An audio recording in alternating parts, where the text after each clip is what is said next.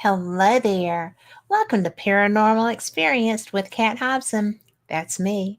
I am so glad that you are here tonight because, you know, I I love my time in Scotland. I love the people that I know there. I just am always enthralled to get to spend time with them. And my guest tonight is one of my favorite people there. He is brilliant, he's kind, he is a strong family man. He's been writing since he was 12. He is a brilliant author and he's a professional medium. But first, I just wanted to let people know that I did not realize that this is Breast Cancer Awareness Month. And I had to go and do some blood work and stuff. So they said, well, why don't you get your mammogram? And let me tell you, I am just as adverse to getting the girl squished as anybody else is. But you have to do that. You have to do that for your family. You have to do that for your kids, your grandkids. You want to be able to go and watch them play ball while you sweat out in the hot sun. It is one of the things that we do not just for ourselves, although that is the primary, but we do it so that we can be with our families going down into history. I want my grandchildren to be able to play with me and I want to watch them grow up. So squish them, ladies. It works. And that being done, that's my PSA for the day. Now, I want you to meet my friend Lee Dunn. Lee is just fantastic. He is kind. He is nice. He is a professional medium. He works with Scottish Paranormal, Haunted Scotland.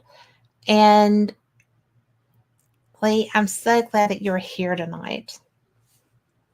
Hi. Hi, Kat. Nice to be here with you. Thank you.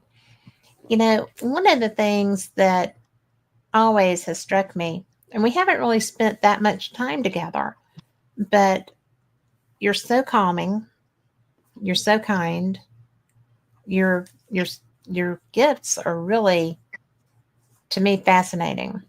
I'm around a lot of psychics, and to a degree I am one. I am not in any shape, form, or fashion that I'm aware of a medium. I don't see them often. Sometimes I do. um, I don't hear them like I'm sitting face to face with you chatting, which I understand can be done with you.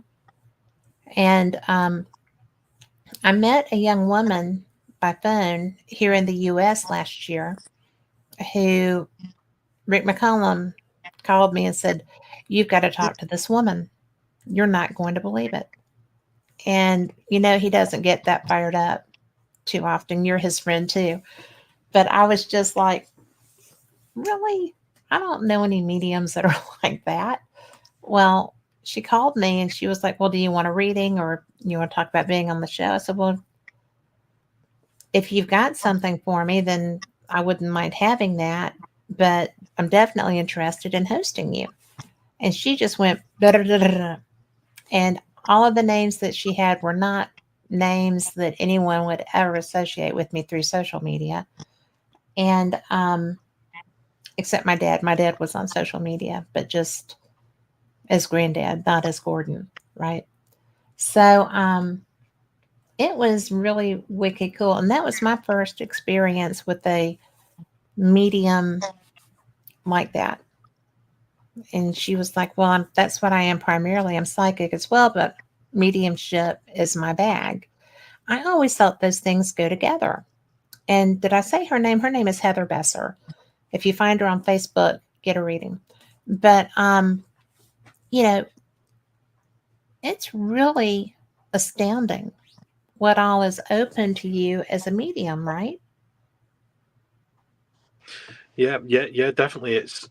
It's one of those things people quite often ask, "What's it like being a medium?" or "How do you switch off? How do you turn on?"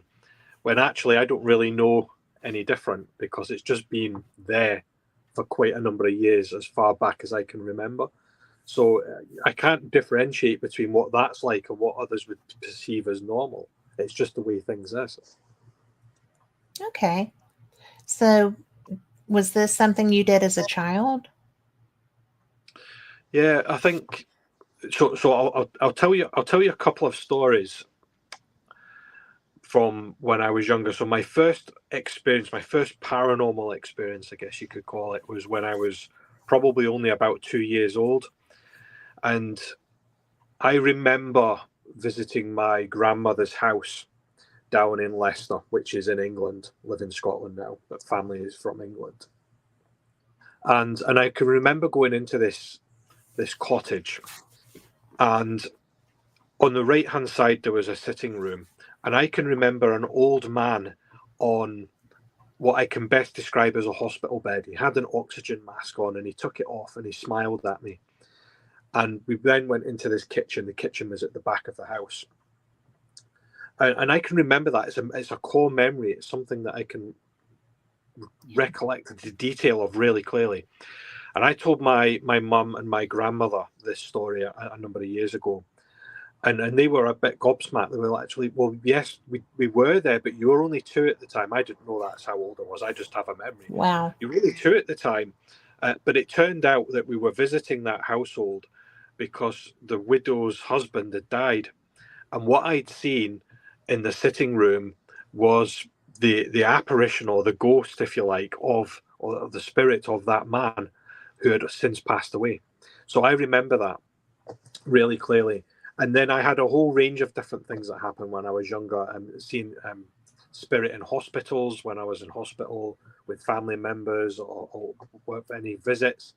I met a policeman in the middle of a field when I was about 8 years old, and remember his old shiny buttons and the old uniform that he had on. And I was lost at the time. I was looking for my brothers, and I got lost in the hayfields. And this policeman appeared out of nowhere.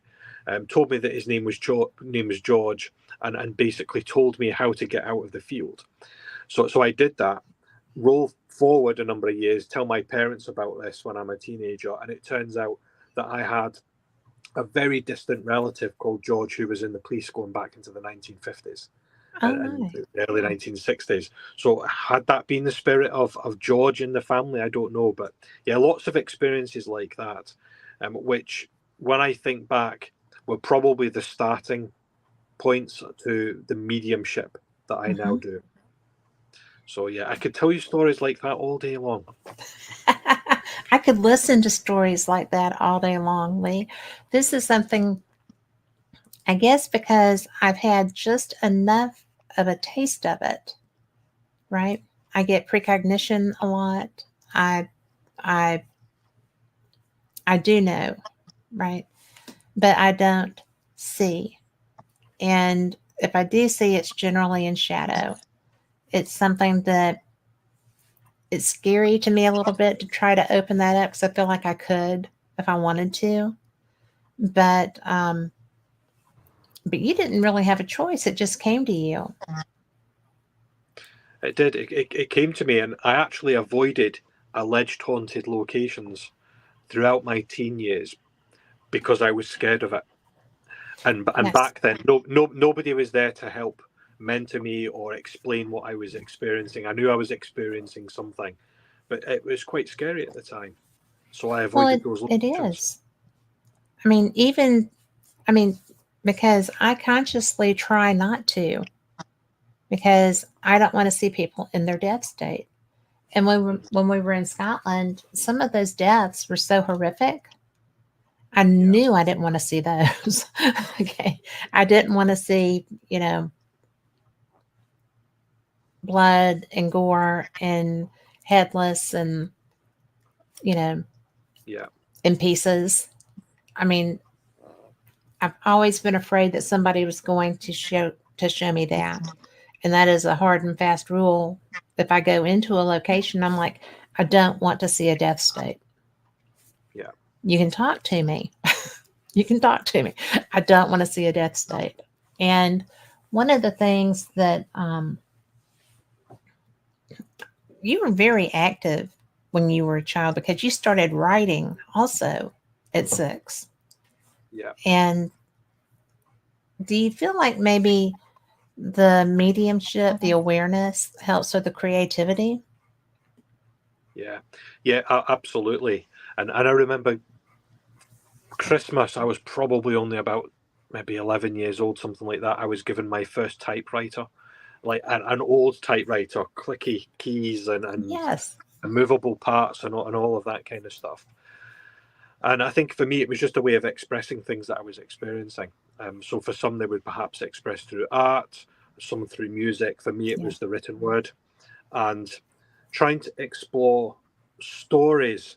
And that's always stayed with me as well. And even today, when I'm talking about paranormal experiences, or if I'm on location where there's alleged hauntings, it's very much about the stories of the people that have lived there and worked there and died there. So it's beyond just the spirit that are perhaps haunting a location. It's the background of that. And for me, that fascinates me. So absolutely. And I quite often say to people, I've been researching the paranormal for 30 odd years. And I'll disclose my age. I'm 45. And they're like, so you were 15 when you started paranormal investigation?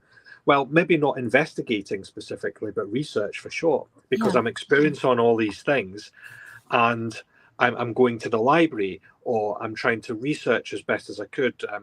Back then, the internet wasn't available, so it was in the library. It was reading. It was with books in my hand, looking at text, looking at literature, and of course, then expressing that in other literature forms that I'm creating. So that was how I got into that. So yeah, it's one of these things that's always stayed with me, and even now.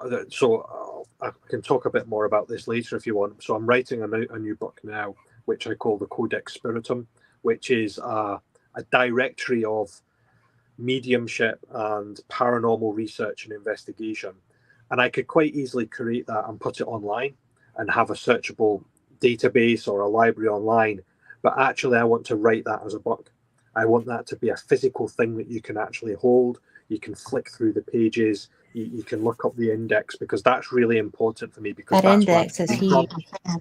Absolutely. And that's where I came from. It's immersed in literature, immersed in books, writing and expressing in the written word.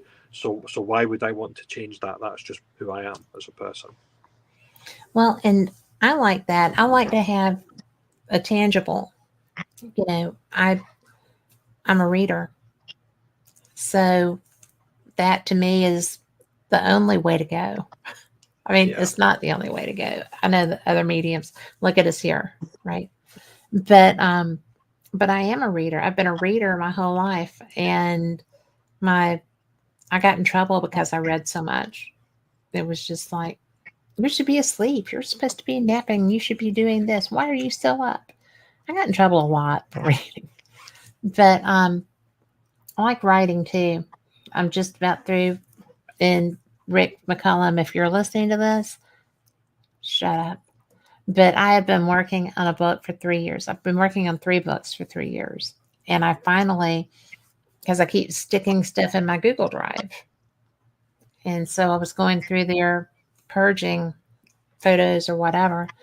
And I found about 5 of my stories that I had forgotten about. And they're all paranormal. I've done a lot of stuff. I've forgotten all about that. But I think that's why I like something written, and why, because I have your books on the way, the ones that I haven't already read, because I thought I'm just going to get all of those. And then when I come back next year, not in 2026, I'm just going to bring them with, and you can just sign them. But if you would, please. Happy to do so. I didn't mean to sound bossy. Sometimes I come off that way. I will definitely sign them for you now. So, that's something that, I try to keep up with Gregor, but my goodness, he's prolific.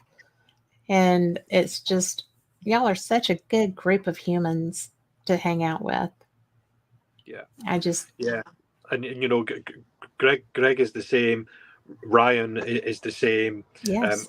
Rick is the same as well. And you're doing this too. We all have these experiences and this knowledge that we've gained over the many years that we've been doing this, and we want to let others know about that and give people the opportunity to learn from that as well. And I think that's why we all have that interest to put those words down on paper, because we want to express it. And I agree, because how many people have you run into that when you say, "Oh, well, I'm with Scottish Paranormal," or I'm a medium," and they're like, "Oh my God, how do you do that?" And I get that a lot. You Yeah. know, how can you possibly do that? It's so terrifying. It's like it's not terrifying. It's like that video that my cousin wanted me to look at last night that we talked about. It's just a woman walking through a family member's home. Yeah. And the funny part was in the comments on that video, people were like, "Oh, look, that's Pug. She's on her way to the kitchen to get a snack. That's the door she always used." And, different people were saying this, and other people were like, "Ah, yeah, you've got to burn that house down. You need to move." And I'm like, why would you do that? She'd still do that. If the house wasn't there, she would still walk her path, right? They Yeah. do that? Yeah. Yeah, absolutely. They will continue to do what they've always done, and I'm a great believer that spirit, when we pass, we go into a period of reflection. For me, the meaning of life is to learn lessons, and some of those lessons we perhaps we know, or we are aware of them. Others we don't know. Our soul is learning. We go into this period of reflection, and we reflect on the life that we've had, and we'll do that individually in spirit. We'll do that with others in spirit, so perhaps other family members or friends or acquaintances. We'll connect with their souls and reflect. But we also do it by revisiting those that are still here on this earth plane, Hmm. or we'll also potentially visit a location that we've perhaps lived in or worked in or died in, and we'll learn from those lessons as well. And for me, that's why we have those visitations coming back from spirit, because it's spirit learning and reflecting. And Interesting. that's my belief anyway, and that's based on the experiences that I've had, conversations I've had with other people over the many years that I've been doing this, and also the literature as well. So that's where I come from with that. Well, that's really cool. When my mom started to, well, she had Alzheimer's and she was coming and going, and things were kind of in flux a lot. And I had gone and taken her to dinner, and we were talking, and she was like, "Well, tell me about your shows." And I said, "Well, I do Fate Magazine Radio and I do Paranormal Experience." She said, "Don't you hate it when they're just standing there?" And I'm like, "Who?" She's like, "Well, when you're trying to go to sleep and they're all just lined up by your bed." And I'm like, "Really? Do you hate that?" And she's like, "When I was little, I would just tell them I was tired and trying to go to sleep. They needed to go talk to my mom." So they would some. And I'm like, "Grandma, too?" It's the first I knew, right? Yeah. And I said, "I don't get them lined up by my bed, but I do get them lined up in my head." So it's just, I don't see them. But then again, I've kind of put out, "Don't show me." So maybe that's why. But Yeah. I thought that was so weird that at that point in her life was the first time that we were talking about this. And even when she started getting worse, she was still in touch with that. And I thought, this is bizarre. This is really bizarre. Because my grandma, I always laugh and say my grandma was New Age before there was New Age. She was horoscopes and talking to people that had skill sets and stuff like that. So it's just, I don't know. Do you have them line up by your bed to talk to you? I mean, Well, it's been known to happen. get Yeah. out. If I've been out doing any work with spirit, especially on a location, my wife will always say to me when I get home, whether it's 4 o'clock in the morning or 10 o'clock in the morning, she'll always say, "Have you closed down?" So what does that mean? Well, when I go to work with spirit, I always open up. So that's my way of saying, "Da da, here I am, come and work with me." When I finish, I'm like, "Okay, I'm finished working with you now. Leave me alone." Yeah. Most spirit will respect that, but not all of them, because they have been people, and not everybody alive on this earth respects boundaries. So why would they do that in spirit? They just carry on as they would normally. So yeah, I've got home and tried to go to sleep in the morning, at the early hours of the morning, and we've had things happen. I've had TVs come on, I've had lights come on, the dog starts barking. I've even had shared dreams with my wife. I've woken up from a Wow. nightmare, and my wife has also woken at the same time and experienced a similar or not the same dream. So yeah, so there's definitely something there, and it's not unusual for me to wake up and like yourself, sometimes I see them, sometimes I don't. It just depends. I might just be aware that there's somebody in the room, or I might wake up and actually see the form of a shadow. And I know, and when I see spirit in shadow form, for me, it's a bit like looking at a sheet of paper. So you can Hmm. see the silhouette, but if you turn the paper on its side, it's so thin, there's no substance to it. So Yeah. it's almost like the two-dimensional, this silhouette. So I see that in the room as well. And usually that happens if I'm going to be doing a reading or if I'm going to be going on location. It's almost like spirit know that that's going to happen. And Hmm. they come in They do. sometimes days before, sometimes even weeks before. And it can build up over time. There could be a pattern. And spirit, for me, always work in a pattern. They don't do anything by random effect. Everything is done in a pattern. So if I'm aware that spirit visits in the middle of the night, then it means that I'm going to get a whole range of other things that happen, and to the build up of them making themselves known, whether it's on location or in a reading. So yeah, it is definitely a thing for me, and I know it's a thing Okay. for others as well. Well, I mean, because to me, that's one of the things I don't want. you know, Yeah, yeah, and but so far, I mean, the first time in this house that I had somebody just show up, I was meditating and I had forgotten to shield. So I have a specific place that my meditations take me, and it's a very safe, comfortable, happy memory place. And so I was just on the porch swing, and I'm just rocking and enjoying a breeze, and there's mint down and planted in front of the house and whatever. And this long, tall man with a fedora kind of hat walks in, and he just sits on the other end of the swing. And I'm like, this is my meditation. Who are you?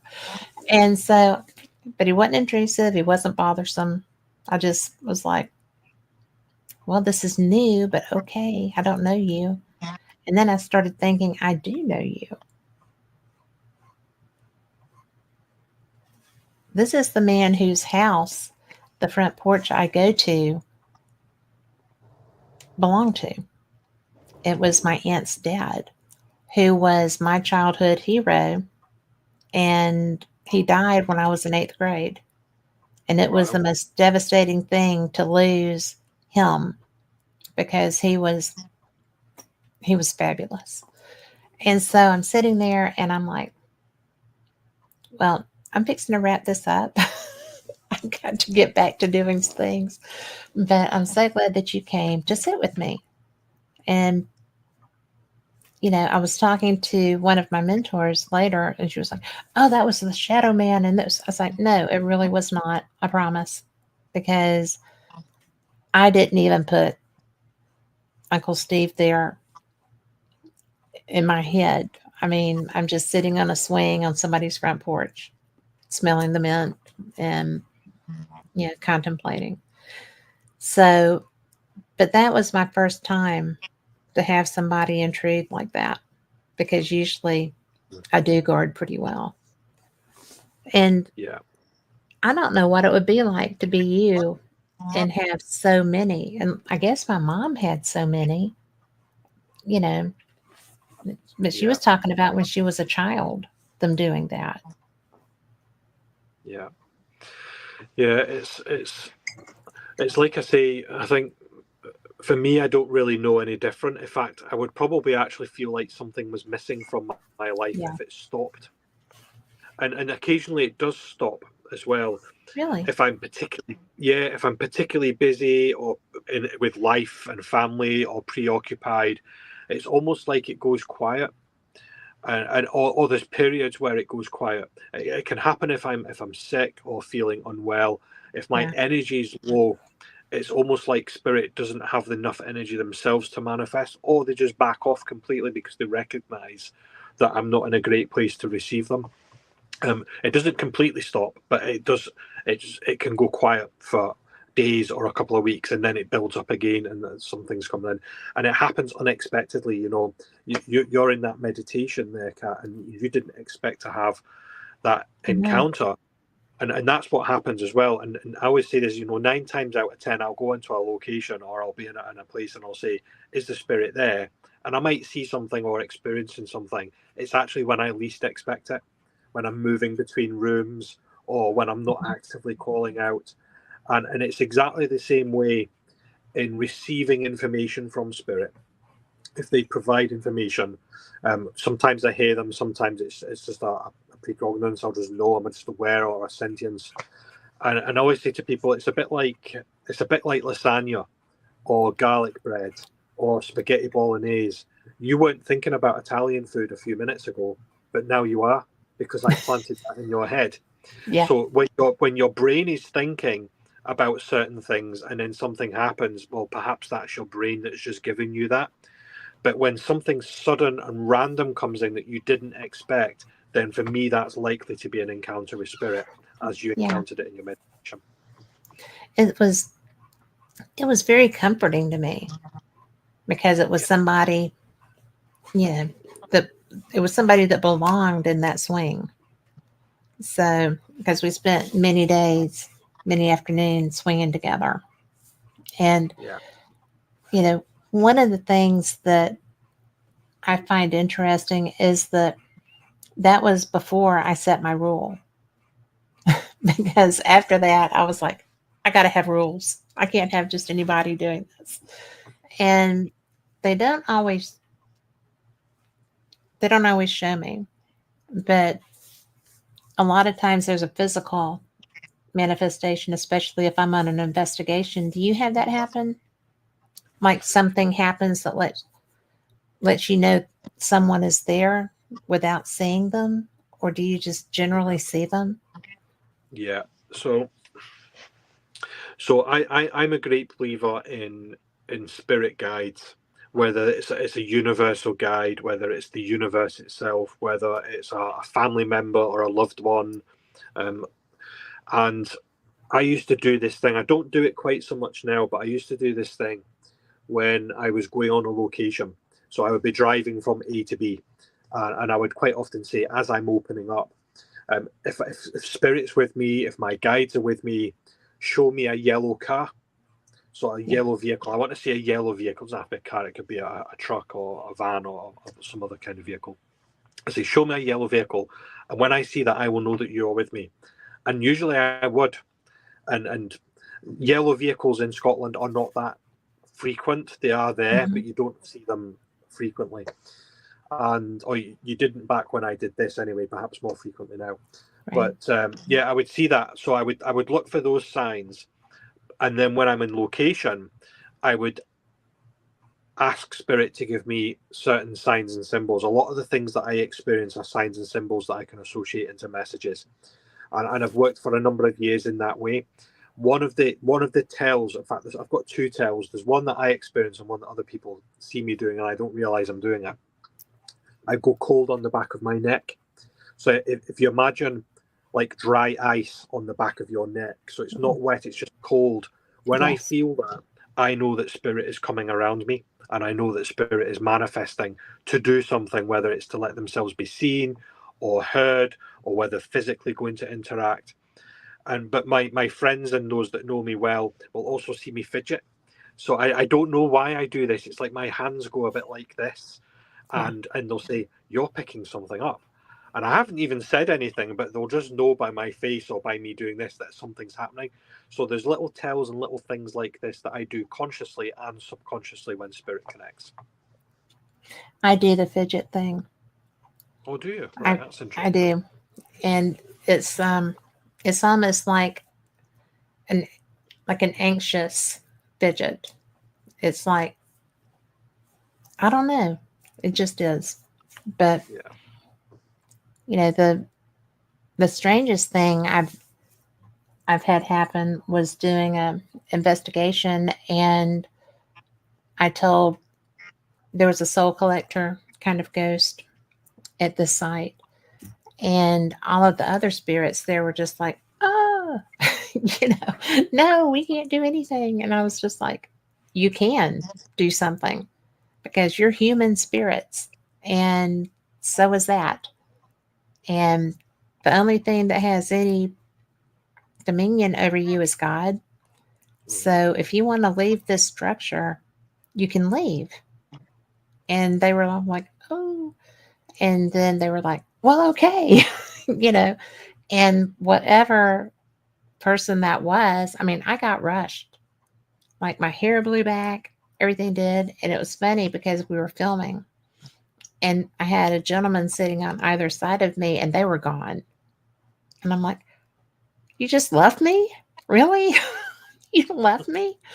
And it was, that was the most physical, tangible, physical thing that had happened to that point. And it wasn't scary, but it was upset.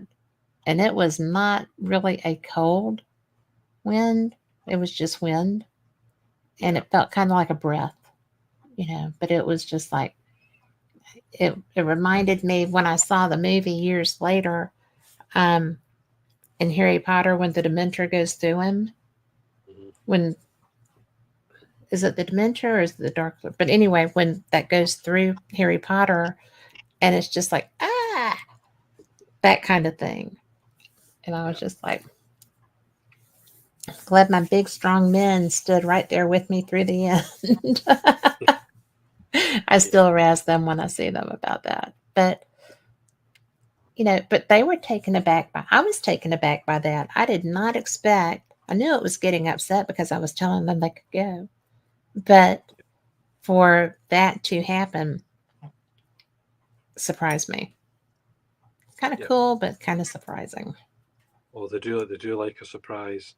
Did you visit the Niddry Street vaults in Edinburgh when you were over? Did you have the chance to visit the vaults? I did go in the vaults the first time, okay, but I didn't really understand the draw for them because I really like to go into places kind of cold. Yeah. And because this was supposed to be an investigation, I didn't know it was just a tour.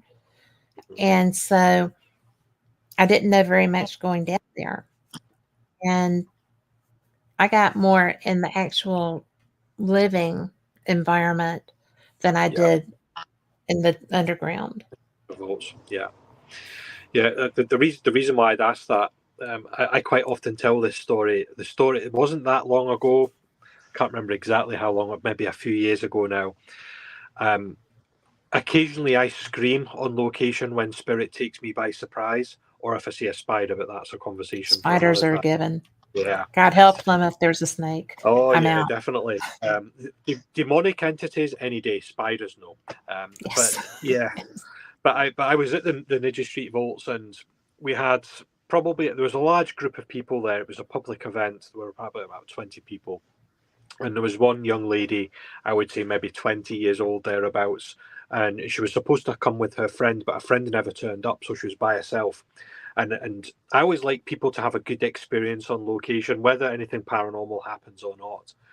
And I could see it by herself. I said, I'll tell you what, come and spend some time with me. You can buddy up with me. Come round with me. I'll tell you what's going on, and just making sure she was okay and she wasn't by herself. Well, anyway, in hindsight, telling her to come next to me as a medium when things quite frequently happen was probably not the best idea. Oh. So here we are together, moving up this corridor, and it was a second. It was literally a second in front of us, maybe half a meter away, is this massive silhouette of a man, well over 6 feet tall, so really, really tall, really broad. And you could see him. He flashed in front of us for about a second and then disappeared again.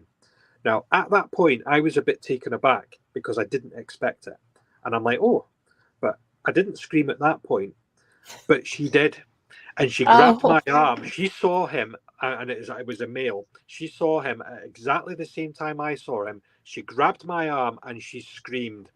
And because she did that, And because it's human nature to copy those kind of things, I screamed as well. And everybody came on and it's like, oh, what's going on? What's going on? And we're like, oh, we've just seen spirit. We've just seen spirit. And she didn't let go of my arm for the whole night. I actually had bruises on my arm the Oh next my day. goodness. And I never saw her again anyway, bless her. But yeah, so spirit have the capacity to take you by surprise, even when you are asking them to do something. And I always laugh when people are like, taken aback and even myself taken aback, because it's like, well, you're asking them to do something, and when they do it, why would you be surprised? Because you've asked them to do something. But yeah, they Yes. can definitely do that, so watch out. Well, and it's like we don't really think we're going to get our request met. No. It's that's crazy to me, because I do that. I don't ever know if I'm going to experience something or not. And when we were at Temple this year, and I was so pulled around to the back of that structure, and I kept sitting there, and I had my my thermal imager, I had it up, and I'm thinking I'm seeing stuff, and I'm just like, oh, maybe I'm just wanting too much. I'm gonna quit this. I'm gonna go around with everybody else and just chill. And I couldn't leave that alone. And a lot of times, if something is pulling me that hard, it's not always a good thing, which you well know. It took me a while to learn that. But I was I was like a dog with a bone. I could not let it go. And finally, you were so patient, because I went scurrying around. I was like, can you please come down here with me? And you were so nice. Huh? Yeah, I remember it clearly. And it was so wild, because I thought it might be an animal, but it just felt like a man. And so then, were you still down there with me when that dog came up? Yeah, Came that's right. walking? Yeah, along the back part. Yeah. Yeah. But, I hadn't seen a dog. Because we could hear them walking. Mm-hmm. And so I was just like, well, maybe it was that dog. It's like, no, wasn't that dog. But I want to say hi to April in chat too. So she's nice to see her in there. And Lori is there. Lori is thrilled that you're here, just so you know. Hi. But that to me was one of the most interesting things, because it was so primal. And then everything else was so ancient. And that's one of the things, I don't know. Have you been to the States? Have you been to the United States? Not yet. You're due. Mm-hmm. Our forests and stuff are not like when we were driving into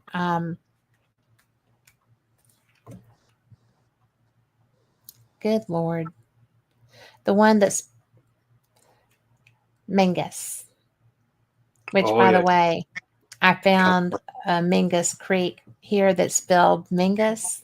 So I took a picture of that just for Greg.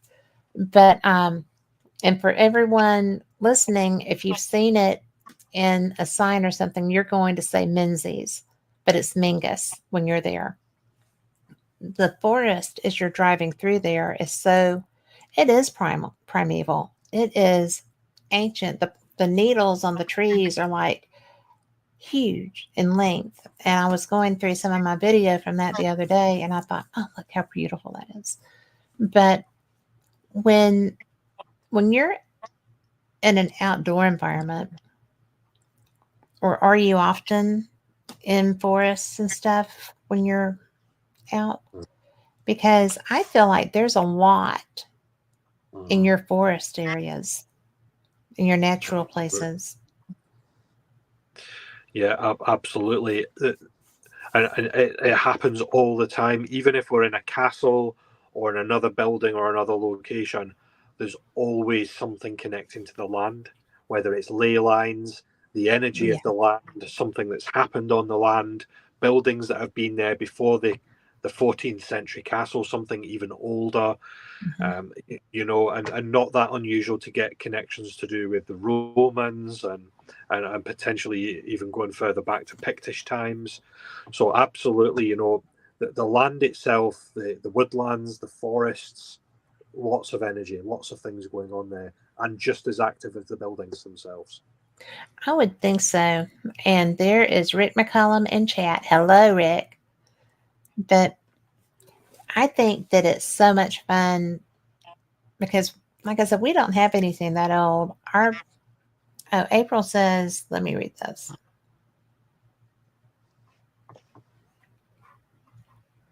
Oh, so April is a really great mom, and she has all these children. They're great too. She says that when camping in the state park this weekend, and Micah saw a tall, dark building being in the forest, and do a picture of what he saw. And she sent it to my friend Denise, her cousin. And April, was it a human figure or was it an animal figure? We'll wait on that. But I was just curious because I know kelpies are in the water. I know fairies are in glens and pretty much anywhere because they are here. But do you have anything? Have you come across anything when you were in an outdoor environment that you felt was like, oh, this is really strong and I'm not sure what I think of this? Mm-hmm. Yeah, and I always refer to them as elemental energies. Mm-hmm. But don't get me wrong. There's human souls and human spirit in those locations as well. Sure. But there's something else out there as well. I call them elementals. Whether you want to call them fairies, leprechauns, trolls, quite often captured in folklore and Yes. historic tales. So those kind of energies, yes, I've encountered them before, without a doubt. Was there something in particular that took you aback? So I'll tell you a quick story of building. You can tell me a long story. Everybody's loving your accent anyway. Yeah. Oh, good. Building. So I did an investigation at an old tower house. It's a 14th century tower house, so dating back to the 1300s in Scotland. And I was there with a couple of friends. In fact, Linda Whiteford, I think you know Linda. So I was there with Linda and a couple of other friends, and it was the start of a new year. There was a ground frost. There's been a little bit of snowfall. There was old-fashioned street lamps winding down a driveway. There's a cottage. There's this old tower house, which is a tower which is 4 stories high. And it was a scene like out of the Chronicles of Narnia and The Lion and the Witch and the Wardrobe. Oh, yes. It was magical. It was magical. And we stayed in the tower house, and it was the most bizarre energy. The land itself in the tower house, it was just really strange. And I'll cut a long story short because I could talk about this all night. Each floor in the tower house had an internal phone system. So you can't phone outside of the building. It's literally like an intercom. So you can talk from one room to the next. Internal only. And there was about 5 or 6 of us there. We're in the 3rd story bedroom, and the phone starts to call us. The phone's ringing. And it's like, well, that's odd because there's nobody else in the building and we're all together in this one room. So everybody's like, who's going to answer that? And I'm like, I'm not answering it. So anyway, somebody else answered the phone. And you could hear this growl down the phone. So my friend slams the phone down, and we're all a bit like, oh, that's a bit weird. And, you get to a point in an investigation, don't you, sometimes, and you're like, time for a break. Let's have a break. This was one of those times. Let's have a break. So a couple of people went down to the 2nd floor, which was where the Great Hall was. Myself and somebody else went down to the basement, which is where the kitchen was. And we were making coffee and tea, and I said, I'm going to call that bedroom back on the phone and see if anybody answers it. So I phone it, and it's engaged. It's like, that's strange, that's engaged. So I put the phone back down in the kitchen, and then the phone starts ringing again, and like, oh no, this is bizarre, something's going on. But the other thing as well is the place was covered in dead flies. There was flies everywhere, dead flies, and we all felt really odd. We stayed the first night. It was a 2-night event. The first night we all slept in separate bedrooms. In the middle of the night, I could hear children crying. I was aware of a presence in the room. There was a lady at the bottom of the bed, talking of people being in the bedroom at night, so the bottom of the bed, spirit of this lady. But we also had these strange wet footprints on the stone staircase. And we were out in the grounds. There was a stream under the ground. The land itself felt really bizarre. Anyway, we captured all of this. And I sent the case to a demonologist friend. And he looked at it, and he actually thinks that we had an elemental energy, and possibly the elemental energy of a troll. And it turned out that there's a what we in Scotland we would call a burn, which is a small stream. So there's a stream under the tower house. The tower house is built upon this, and we think there was a water elemental or a troll, because when we were doing the investigation, I'm also seeing, and I'm seeing this psychically, like a washing line that you would hand your clothes you're washing on, but I'm seeing animal skins hanging from it, and I'm seeing this little man with wooden teeth and a knife, and he's holding it up at me, and I'm thinking, this is the troll. This is the troll that my friend Chris had spoken about. So, you know, just really, really strange and bizarre. So yeah, I've encountered energies like that, land and building, non-human souls and non-human spirit, are definitely a thing. They're quite rare, but they are out there for sure.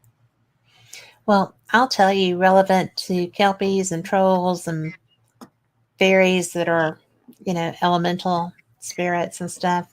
When I was there the first time, I bought children's books for my grandchildren and brought them home. And I'm so glad that I read the first. Because the stuff that y'all write for your children is terrifying. It was so funny.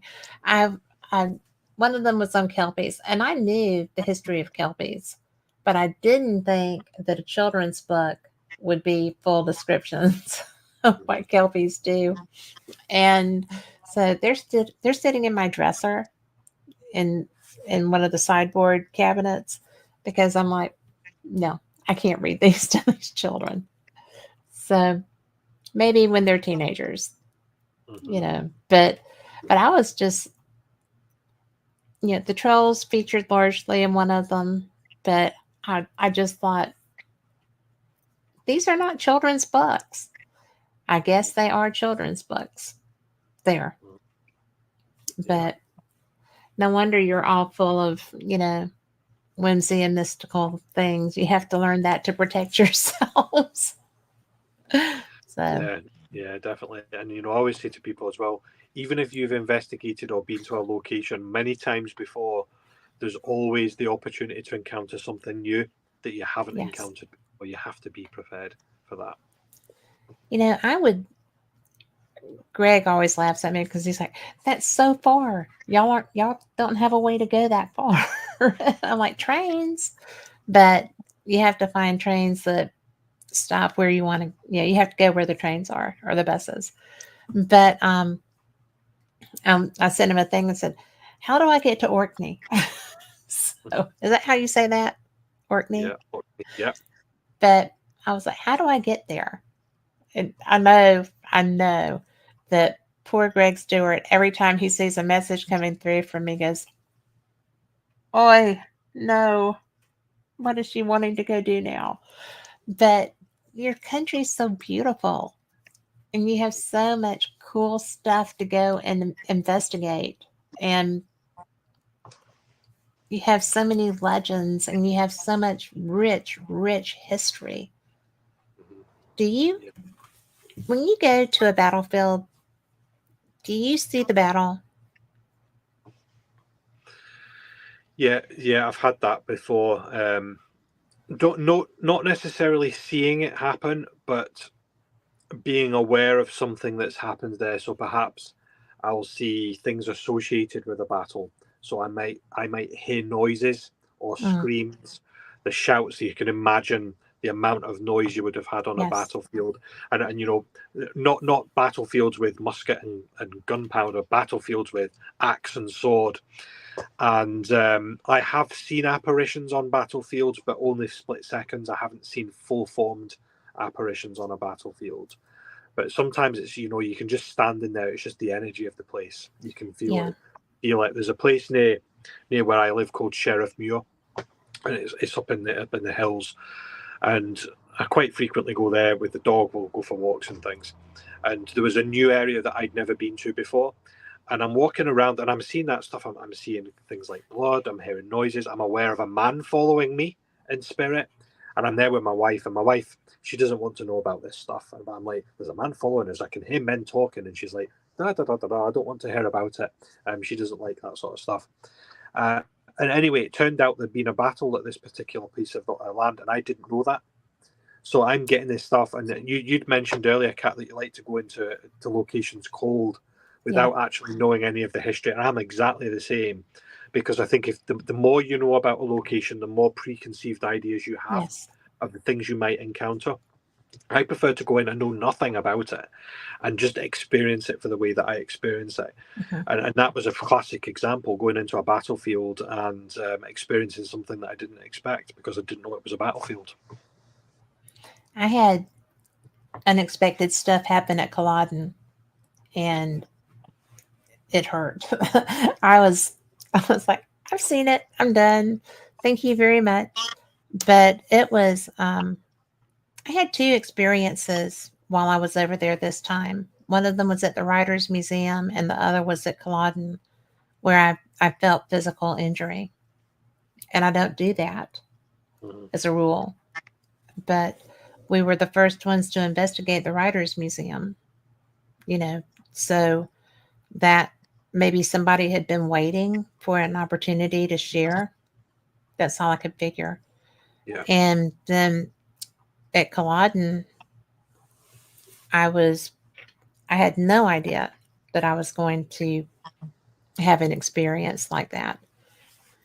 And I decided that I really don't like those because it was like, I'm good, thanks.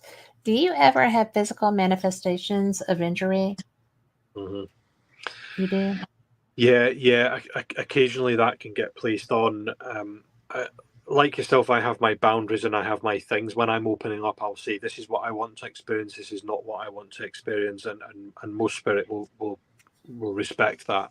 But yeah, sometimes I'll get things, I'll feel stabbing pains where somebody's been stabbed, or I'll feel as if my arm's missing, or I might feel as if something smacked me across the back of the head.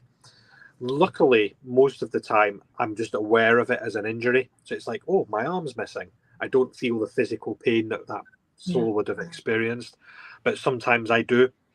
It can happen as well. I might feel, if somebody's died of natural causes, like a heart condition, I might feel, my chest's really heavy. So I feel things like that. Luckily, it only lasts for a few seconds and then it's gone. It doesn't tend to hang about more than a few seconds. The one at the writer's house dissipated fairly quickly once we identified who it was. But the one at Culloden, I still have residual from that sometimes. And I thought, this is unexpected. It felt like I got shot, but with something about that big around. Okay. And it was just like, no, I'm not in this battle. I have a side, but I don't tell people what my side is. I just do walk through places. I'm not going to discuss which army is who when I'm on a battlefield. But Liam had told me that at this one particular clan marker that stuff happened. And well, he just said in this area, he didn't say which one. And so he said to let him know if something happened. And it never dawned on me that getting shot was what happened to people. And I still don't know if it is, because I just kind of took that one home with me. I didn't want to talk about it anymore. But now I'm here, I feel like I can do that. But it's amazing. And there's so much rough and scary history in some of these places. Some of the battles are from primal time period, primeval times. And now, you have the Jacobian stuff, historically speaking, is rather young, for the history of Scotland. And is that where primarily the period that you feel when you're out? Mm-hmm. Yeah. So normally the kind of things that I would get will probably be 1700s, 1800s, 1900s, and thereabouts. I don't tend to go much earlier than that, though it can happen. So earlier on, I was talking about the soul going into a period of reflection.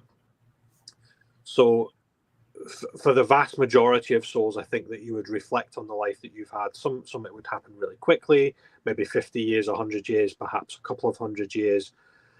But for the majority, after a few hundred years, they've learned those lessons, and something else happens. You stay in spirit, or you reincarnate, whatever your belief system is. Something else happens, which is why I always say that that's, for me, one of the likely reasons why you don't see many spirits going back to like the 900s or 850 or 750 or Right. early centuries, because they've already reflected and gone back.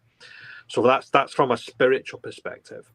But from a haunting perspective and a ghost, and I always differentiate spirit and ghost differently. So for me, a spirit is an intelligent soul that can interact, whereas a ghost might be a manifestation of residual energy, for example. So your battlefield is a classic example. Stone tape theory, or an imprint of energy for a tragic circumstance which has captured that. So you might be experiencing, for example, with the gunshot, spirit might be giving you that because they're reflecting and thinking of this, so you're getting that. Or it could be that you're picking up on the residual energy of a tragic event, so you're feeling that residual energy. So there's two different things going on. So the residual energy for me can be much earlier. You could be going back hundreds, maybe even thousands of years with residual energy. But for spiritual energy and encountering active spirit that are intelligently haunting, for me it tends to be much more recent. Yes. Yeah. And you spoke about the rich history in Scotland as well. And I will confess, I've not been to Orkney, and I've not been to the Writers' Museum either, so I'm incredibly jealous. But you've got to go. I know I need to go, but I live in Scotland, and I've just not had the time to go to all of these places, because you're right. On the doorstep, there's literally places 5 minutes down the road. So I've still got quite a lot to see. So the next time you're over, we'll do some together. I would love that. I'm all about getting new experiences and seeing new things. And April has when someone dies, can they broadcast their instant death experience to someone in the past, present, or future? Mm-hmm. Okay. I believe so. Yeah. That's interesting. The past is an interesting one. Greg and I quite often have a debate over time travel, but again, that's a conversation for another day. But I've encountered spirit, and they can show themselves in different time periods as well. So, and I've also had spirit appear in black and white. So yeah, I do think that they can broadcast, they can connect instantly, they can make their passing known to others, and they can do that in different time periods, or what you'd perceive as a different time period. Absolutely. Who would they be interested in showing that to? So I guess it depends. So loved ones, perhaps, or if there is somebody close by whom is open and sensitive. I always say spirit are like water. They take the path of least resistance. Yeah. So if there's somebody close by, spirit will be like, oh, they can experience something that I can give them. I want to communicate. So you might pick up on that. You don't necessarily even have to be connected as a family member or a friend or an acquaintance. So yeah, it could be anybody that's close by, or it could be a loved one, and they want that loved one to know that they've passed, and lots of different reasons as to why that might be the case. She saw his dad, saw my dad when she was 13, but he didn't die until she was 15. Mm-hmm. Yeah, it's possible. That would be clairvoyant. Yeah, who has the authority or the expertise, I guess, to say yes or no to these things? You have to be open minded, You and do. the vast majority of people watching this have probably had some kind of personal experience or interest. So yeah, so anything could happen, and I've had spirit connect before they've passed over. I did a reading for somebody once, and her son came through, and I spoke about her son and gave the name, passing details, they'd been in a traffic accident, all of those kind of things. Anyway, at the end of the reading, so this is about 30 minutes, 40 minutes long. At the end of the reading, she says, I really appreciate that, but my son's not dead. He's still alive. So I'm like, oh. Well, so I'm instantly Oh, thinking, I'm a bit of a rubbish medium then. But she's like, no, everything you got was spot on. It turned out her son had been in a road traffic accident, but was in a coma. And he was physically alive, but oh my gosh. the doctors were about to switch off the machine, which is why she'd got the reading. So for me, his body's physically alive, being kept alive on respirators and machines, but his soul had already passed across to spirit. So that actually gave her an incredible amount of comfort, because what I described was basically what she felt. She knew that her son was away, that he was no longer there. So Yeah. so April's experience of seeing connections to do with her father before his passed, absolutely that could have happened. That's so interesting because you don't think of, or I don't envision that being a thing. So I'm glad Yeah. that you explained that. Yeah. Yeah, and I mentioned earlier on as well about seeing spirit in black and white, and I'll tell you this story as well. So this was another reading that I had done. A lady in Stirling, so central Scotland, not far from where I live, and a man came through. If I recall, I think his name was Stuart. He was a grandfather that came through, and I was describing him, and I could see him, but it was black and white. And I'm like, I don't know why. This is the first time I'd experienced spirit in black and white, because normally I would see them in color. If I Sure. see them, if it's not a shadow and I see the physical features, it's in color. So I'm like, I don't know, his band's black and white. So I'm describing them, and she says, "Oh, wait a minute, I'll go upstairs." So bum bum bum bum bum. She goes up the stairs. I can hear something happening. A few minutes later, bum bum bum bum. She comes back down the stairs. She has this photograph. So she'd never met her grandfather. He died before she was born. Okay. The only physical thing that she had to show what he looked like, because she had no memory of him, was an old black and white photograph. It was exactly how I was seeing him. So her grandfather had shown himself to me in a way that she would understand, because she could Yes. see the black and white photograph. So spirit, but back to that time travel and back to spirit showing themselves in different time frames, or showing injury, or showing themselves younger or older. They can manifest however they wish to show themselves in that moment. That's fascinating. And, you know, it's so clever too, because um, it was, it's so individual. And the fact that they know if I don't do it this way, they're not going to get it. Yeah. You know, it's it's just like with my meditation guy. If he hadn't had the hat on, I would never have gone to Uncle Steve. You know, Yeah. because that's how he always wore a hat. So, Yeah. and Rick says that you nailed it when he asked if you could tell him where the woman's voice was coming to him, Mm-hmm. or where the woman's voice was that was behind him. Yeah. So, you know, do you ever wonder? I'm going to give you a little razz here or there, but when your friends who know how good you are at doing this, and who sometimes seem surprised when you know things, does that just kind of make you go, really, guys? Or is it Yeah. just kind of like, yeah, I showed them, I knew that? Yeah. I'm just laughing to myself there. So So when I was a teenager, I tried to tell my friends and family as well to an extent, but certainly friends, that I was aware of things. And I just used to go around saying random stuff to them that I was getting, and like, he's a bit weird, that guy. Lee's a bit strange. And then I started to tell some of my friends things that I couldn't know, and I spoke about their loved ones in spirit, and now they are aware. I've done quite a few readings, or I've messaged people that I would know from my childhood that I haven't seen maybe for a number of years, so they know what I do. The more I know somebody, the harder it is, because my own imagination starts to jump in. It's back to that Italian food thing, Yes. I did a reading for my parents once, and I was reading my father, and I kept getting moving house, and I thought, Mum and Dad are not moving house, so I never said it. And then after the reading, he says, "I'm surprised you never told me that I was moving house. We just haven't told you yet." So I'm like, damn, because I knew that I was getting that, but because I know my mum and dad, I'm thinking they're not going to move house, so I didn't say it. So it's like going into a location cold.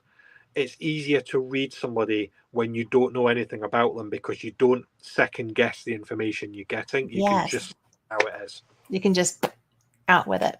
Yeah, it gets me into trouble sometimes though.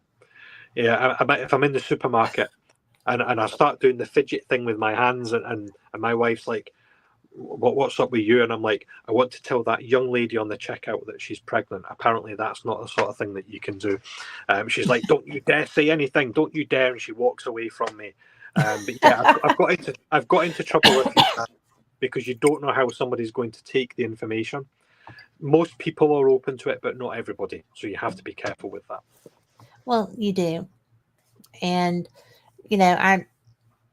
my problem is that if somebody asks, then I can't help it.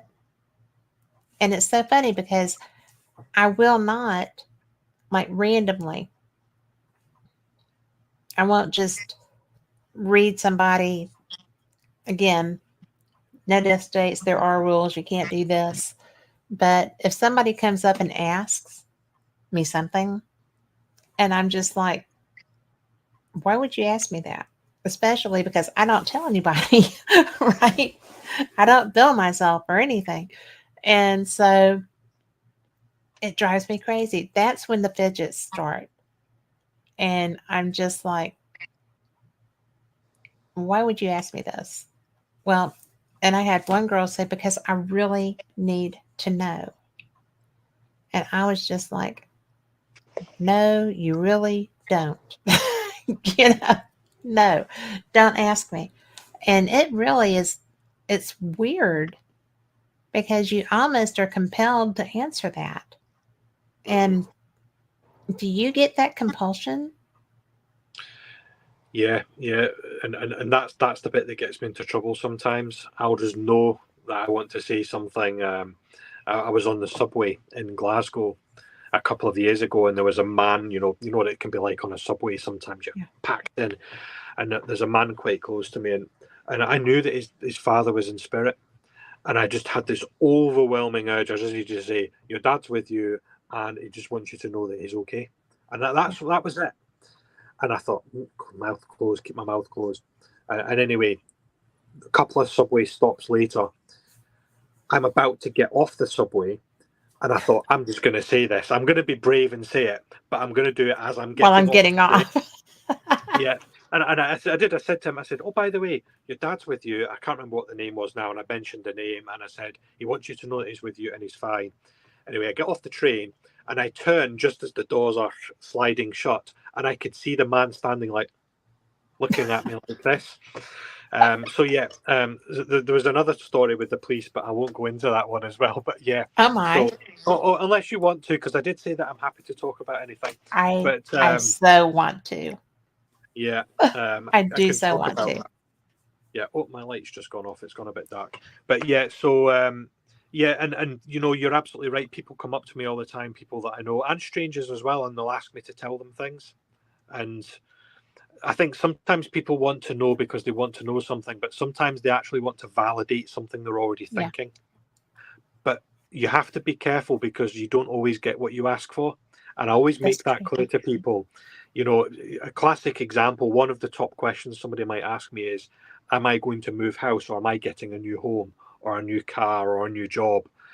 And I'm like, sorry, no. And they're like, oh. And I'm like, well, you did ask me, and I told you you're not getting one. You have to wait for another 2 years before you get the house that you want.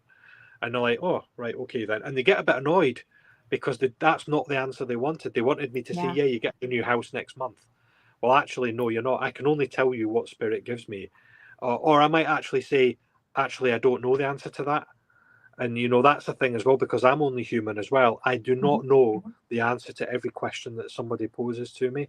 And, you know, people send me messages, can you tell me where my car keys are? I've lost my keys. No, I don't know where your car keys are. Get an air You know? tag. Yeah, if spirit was going to come and tell me things, they're not going to tell me where your car keys are. They would tell me the meaning of life or something much more profound. So yeah, so that is a thing. Sometimes. Sometimes. I still haven't gotten the meaning of life answer. No. So, It's of course, I'm for not everyone. you either. Problem. Yeah. Everybody has their own meaning. Exactly. So, Yeah. we're either Potentially lots of meanings, you know. The meaning of Yeah. life for somebody there could be 20 meanings of life for somebody, whereas somebody else might have 5. And April says, or like me, when someone on this show told me I was moving after I had just moved a few months before, and they were right. That must have been you, Lee. That one wasn't me. So, but you know, it's so bizarre because I'm not very good at doing my own thing. Do you know for yourself? Oh, well. So yes and no is the answer to that. So the big answer is no. I can't predict things for myself. I don't know why that is the case. I just can't do it. I Probably think it because keeps us honest. and I know myself too well as well. So it's back to that, you know, cold knowing things. So I know myself too well. But what can happen sometimes, and this is really bizarre actually, and I need to investigate this more. I need to speak to other mediums to see if this happens. Maybe if anybody's watching, that they can comment. Sometimes when I do a reading, or if I'm on location, or I pass on a message, I might say something to somebody, and what I tell them actually ends up happening to me. You know, and I'll just pick. This is just a random example that comes to mind. I might say to somebody, keep an eye on the tires on your car, because you're going to have a puncture. There's going to be a flat tire or a puncture. Literally a couple of hours later, I'll have a flat tire or a puncture. So it's almost like I'm seeing stuff, and because I'm reading them, like that's for you, when actually no, it's for me.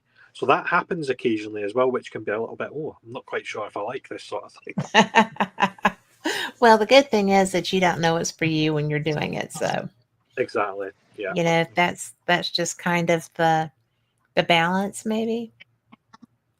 Exactly right. I think that it's so funny, but I do find it very disconcerting and especially if it's not someone who knows me, right? It's just somebody that comes up and says, "Oh, you would know this," blah, blah, blah. And I'm like, "Why would you think I would know that? I am not a psychic. I mean, why would you ask me that?" And especially if it's something personal, I'm just like, why would you go away? No, don't ask me this. Because I'm always afraid too that I'm going to be wrong. Yeah. You know, I mean, I don't want to give somebody life advice. Do you ever do that? Yes, but I try not to. And spirit don't often do it either. Not in my experience. I can't speak for other mediums. And you know, the number one reason why somebody would come for a reading is because they want to connect with somebody in spirit. The second reason is because they need guidance. Perhaps they're feeling a bit lost, or they have a decision to make. They're not sure what the decision what they should do, what path to take. Right. And you know, in my experience, spirit never tells you what to do, because you've got free will and you have to make your own decisions. And I always say to people as well, I cannot predict the future. Sometimes things will happen, and yes, I might pick up on that and say this is going to happen, and occasionally there's nothing you can do about it. But most of the time, actually, spirit is like taking a photograph of your life, past, present, and future. And what they'll do is they'll say, based on the path that you are on, the things that you are doing right now, the things that you're saying, if you continue on that path, then this is what's going to happen. But you can change that path. You know, a classic example, I might tell a young lady she's going to have 10 children. And she might be like, I'm not having 10 children. And she does something about that. And then she only has 2 children. Right. But if I hadn't have said anything, would she have had 10 children? Maybe. But because I've told her and I've intervened, it's changed things. So, yeah, so I do give people advice where I can, but it's always with a caveat. And it's always emphasized, you know, it's your decision to make. You have to make that decision. These are possible outcomes that might happen. But also to remember, you know, I'm a human at the same time, and I'm not infallible. You know, I make mistakes. So what I tell you might not happen, or it could be wrong. And you know, that fear that you spoke about, if any mediums out there say I'm not scared or I'm not frightened of getting something wrong, then they're telling lies, because we're all frightened of getting something wrong. I think the real talent, if you like, is actually trying to see beyond that and having the confidence to be able to pass information on, if it's right or wrong. And you know, sometimes you might pass on information and the person you're passing it on to doesn't actually know. You could be talking about somebody that's passed. You know, families are incredibly complicated. So you're talking about a family member off a parent's side, or perhaps they've been adopted. They don't know what the lineage is, and That would be genealogy. Yeah. So you know, it's all of those things. You know, you just have to say it how it is. If the person receives it well and understands it, great. If they don't, move on. Well, I just try to get out of it. Because I don't have the confidence level to, you know. But one of the things that somebody came up to me and did that about was intensely personal, and I was just like, why would you even tell me that? Much less ask me to guide you on that. No. So, have you ever been, Lori? Did you hear about our experience when we were at Bannockburn? When Lori always asks every time we investigate, do you recognize my energy?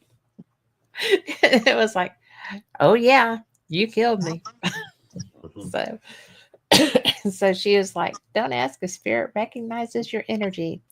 And she thought that I was crazy when I was telling her that. But not everybody is going to be glad to see you, even if they do. I mean, I'm always glad to see her, though. So there's that. So we travel well together. And we haven't killed each other yet. So, yay. So when you have children. Yep. And when you became a dad, this is sensitive. Is it okay? Yeah, sure. When you became a dad, do you guide your children based on your intuitiveness, your gift? Mm-hmm. Do they listen? So, first part of the question, yes. Second part, usually no, because that's what kids do. Do they usually listen to the parents? No, they don't. But then we always look so wise when they get older. I know. You have that coming. Yeah, exactly. So, I think you know, I do try and guide them as best as I can, or you know, I'll have feelings on things, and there's probably a mixture there of what my own brain is knowing, because I know information and I'm seeing things, and like my logic brain is saying this is how things need to be, or this is the decision that needs to be made. My intuition also sits alongside that, and I quite often describe something called intuitive perception. So intuitive perception is basically your current knowledge, the things that you already know and experience, your logic brain, your conscious mind, if you like, your subconscious mind, all of your senses, so touch, sounds, taste, sight, all of those kind of things.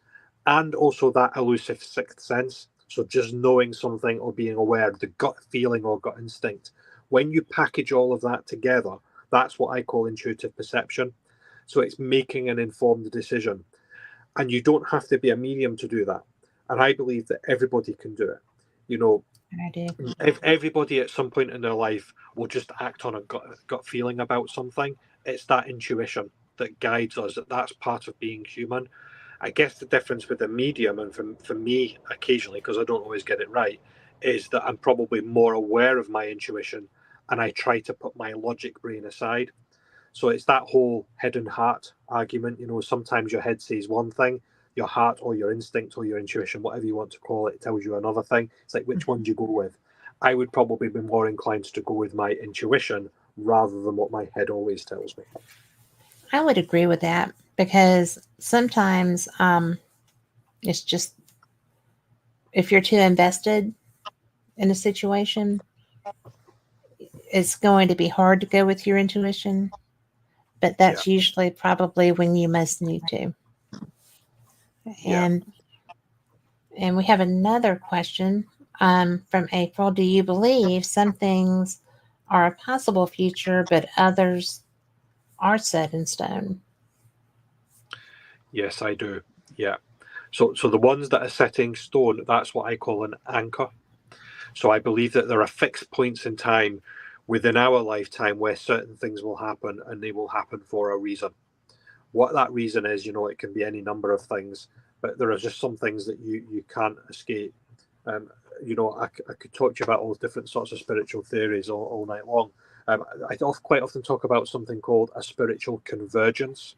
Mm-hmm. So a spiritual convergence, the simplest way of thinking of that is, if you imagine two, three, maybe four people from different backgrounds and different walks of life. So, you know, perhaps they're on an aircraft traveling somewhere.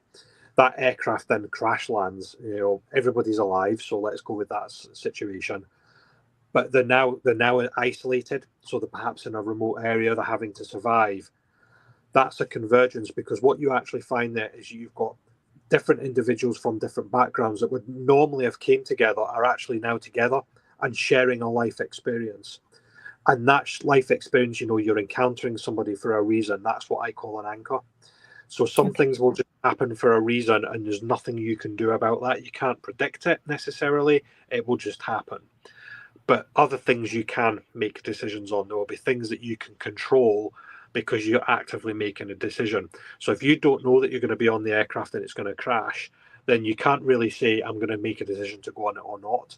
You will just make a decision and you're in that situation. Whereas if you're deciding how many kids you're going to have, well, you've got control over that, because you're not waiting for, well, I suppose some people might wait for fate, but 9 times out of 10, you would make a conscious decision to have kids or not. So yeah, I do believe, as April's asked, some things will be set in stone and will just happen, and some things will be controlled. You can influence it. Well, kind of like the lady that decided not to have 10 children. Correct. You know, she had the information that was what it looked like at that time, and she intervened. Yeah. So. Yeah, and that's what I often do if I'm trying to give somebody guidance. If they ask for that during a reading, I'll say, well, let's look at a couple of different situations and possible outcomes. If you do this, then Spirit says this is what is likely to happen. If you do this, then this is what is likely to happen.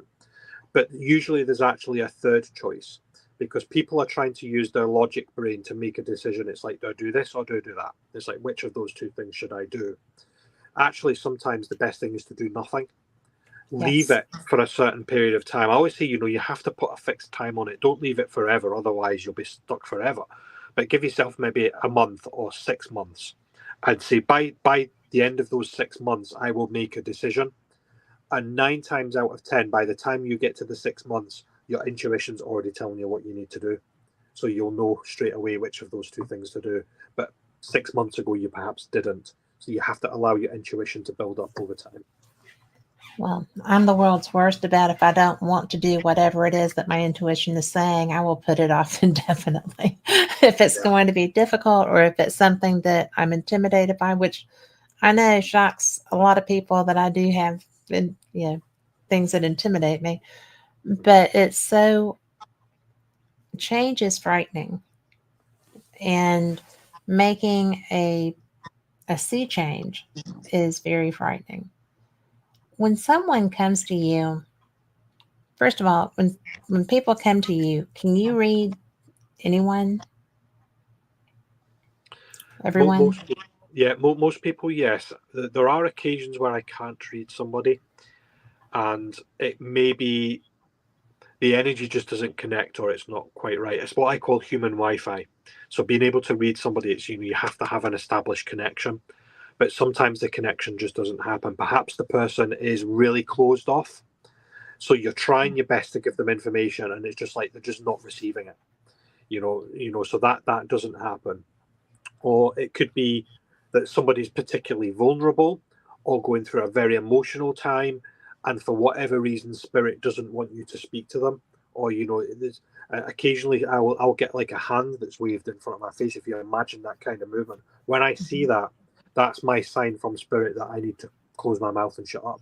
It's like, don't say anything to that person, because what you are saying to them, they've got complex mental health problems. What you're about to say to them is they just can't handle it.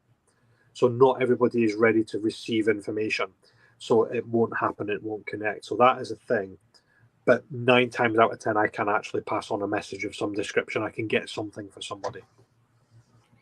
That's interesting, because that means that your frequencies are just Yeah. Can you shut off? I mean, you said that your wife asked you if you shut down. Yeah. So I can shut off to an extent. It never completely stops. It's more like a filter. It's like I apply the filters, if you like, rather than close the gate. So I can filter things out. If I'm open and I'm in a room with people and I'm like, pick things up for them, I'm like, show me stuff, I'll go around and I'll pick things up. But if I'm in a busy room and I'm preoccupied or I'm doing something else, I'm with the kids or picking something up, I might get less, because I have to be open to it as well. And if I've got the filters on, whether I realize it or not as much information comes through. So there is an element of self-preservation in that. But like we said earlier on, Kat, sometimes just unexpected things happen, and I'll do things without realizing it. I mentioned the police thing. I'll tell you one of the police stories, because everybody's Oh, yay! Thank you. Yeah, so this is one of the times where I've had the utmost fear because of what I've done. So I was crossing the road. This was a number of years ago, crossing the road in the local town, and there's a young lady beside me as I'm about to cross the road. So we're standing at the edge of the pavement, and I didn't even realize I was doing this. I just turned around and I grabbed her by the arm, and I started just lecturing her. I just said, "If you do it, your mum will never forgive you." And I said, the whole point, your mum will never forgive you. And I realized what I'd done as soon as it happened, and I let her arm go, and I'm like, "Oh, I'm really sorry." So I then scuttle off. So I go back to the car in the car park where it's parked, and I'm saying to my wife, "You'll never guess what I've done." And my wife's like, "That's it. You'll be on CCTV. The police will be at the door and for assault and all of those kind of things." Anyway, luckily that did not happen. But the young lady tracked me down. She obviously found out by whatever means who I was, and she sent me a message. What I didn't know at the time is that her mum had recently died. She was really struggling, and she was contemplating taking her own life on that day. And she was thinking about how she could take her own life. So for me to stop her and put my hand, physically touch her, which I would never normally do, physically touch her and say, "If you do it, your mum will never forgive you." That just came straight out of my mouth without realizing it. So, so those things can happen unexpectedly. I was crossing the road to get my lunch from the local deli shop, the local bakers. I was getting a roll or something. I wasn't expecting that, and it just happened instantaneously. I wasn't open. I wasn't necessarily closed. I was just being me, and it just happened. That was such a blessing, though. Yeah. And it happened for a reason. They always do, right? Yeah. I mean, I find that they always do. Yeah. That's pretty intense. even if you don't always realize it at the time, so these things are said or things are done, and it could be weeks or months later before the consequences of that actually come out. Luckily, in my experience, it's always been a positive consequence, but there's always the opportunity for it to be negative. And I advise many developing mediums or those that are new to mediumship just to be really cautious if you can catch yourself. And this is one of the reasons I have done platform mediumship in the past. So for the Spiritualist Church or a charity event where I've been on stage, I think the largest audience I've done was maybe 500 people or thereabouts. So I've done quite large audiences. That is huge. And I can do it, but I don't like doing it because stuff just comes out of my mouth, and I would be really, really worried about saying something in a public forum that is perhaps very personal to somebody. And my mouth does get me into trouble in those circumstances, which is why I don't do it these days. It's not because I can't do it, it's because I don't like doing it. Well, that's okay. Stuff comes out of my mouth that surprises me all the time. So yeah, it comes in. You just have to say it, Kat. You just have to say it. Well, it always is a surprise. Not always. Sometimes I'm like, well, like I told you, I can't say that. I had a lady that asked me for a reading, and I'm like, she worked at my doctor's office. I was going in. I'm like, why would you think I do readings? I mean, seriously. And one of the girls that works with her knew that I was a paranormal investigator, so I guess she thought they went together. But not every ghost hunter is a psychic, just so everyone listening knows that. But it was so funny because, yeah, I went and did my appointment, and I was coming out, and I was just walking right by her. I wasn't going to say a word. I was done, and it wouldn't let me go out the door. And it was so rude because I was just like, this is not me saying this. Okay. You asked for this. And it just, suck it up, Sally. And I'm so sorry. I'm so sorry. And so I turned around, and she let me get back to the door. And she said, you want to know about Sally? I was like, there's a Sally? And there was. It was her dad or grandpa, whoever her male figure was, had a truck. He drove a truck. And here, truck drivers are very attached to their vehicles, and they name their trucks. And his truck was named Sally. And anytime when they were little and they would whine about not wanting to do chores or whatever, he would always tell them, better suck it up like Sally. She just sucks that up and gets right up that hill. You better be sucking it up too. And I was like, get out of town. Okay. And again, that was one of those things that somebody asked me. I was asked to do this. And I'm like, I don't do readings. Why would you even ask me that? I'm not that person. Do you see anything here that says medium, psychic, I know things? No, you don't. And it was just like, well, you might see it. You're different. But, the average person on the street is not going to just walk up and say, hello. But that's so weird. When it's weird that it happens to you and you feel like you have to do it too. Yeah. It's just, do you think it's because it's such a real need? Yeah, I think so. I mean, I suppose by the very definition, a medium is like an intermediary or somebody that's in the middle of something, the living and the dead, I guess. And I think sometimes spirit can have such a sense of urgency that they have to put information across. You're picking up on that urgency. So it's almost like, you have a frantic spirit, or they're desperate to put information over. Not only are you getting the information, but you're also getting their desperation.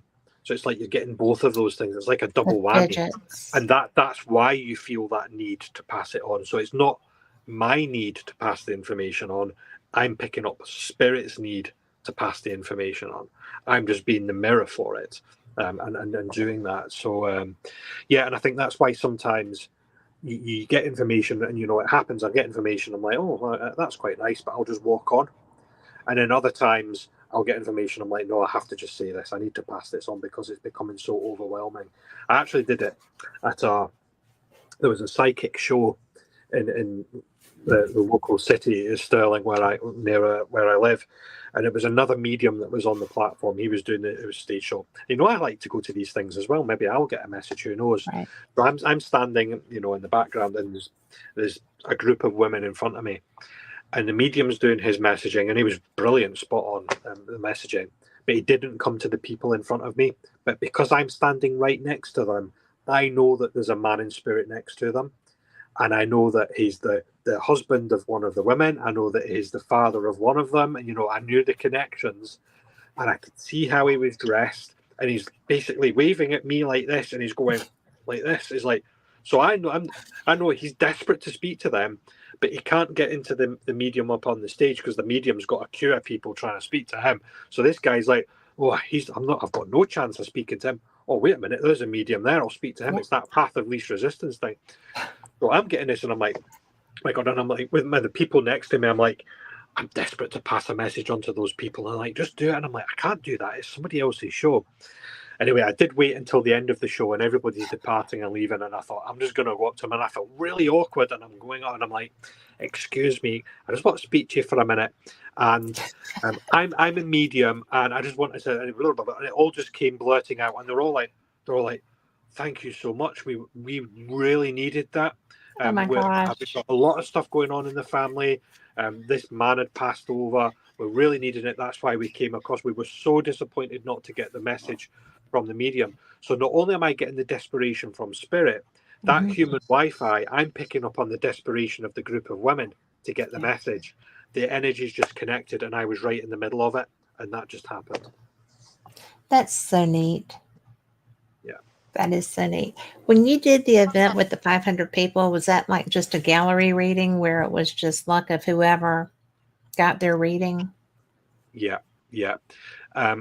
Large audiences are very different, and I guess there's spirit connect and do different things when they come through. I go through a bit of a checklist, and some of them will come in and just give you the name, and that's the worst possible thing, because they'll come in and they'll say, my name's John. Now, could you imagine me standing on a stage with 500 people? Who knows John in spirit? And it's like, oh, I know a John in spirit. So I always like, well, give me a bit more information.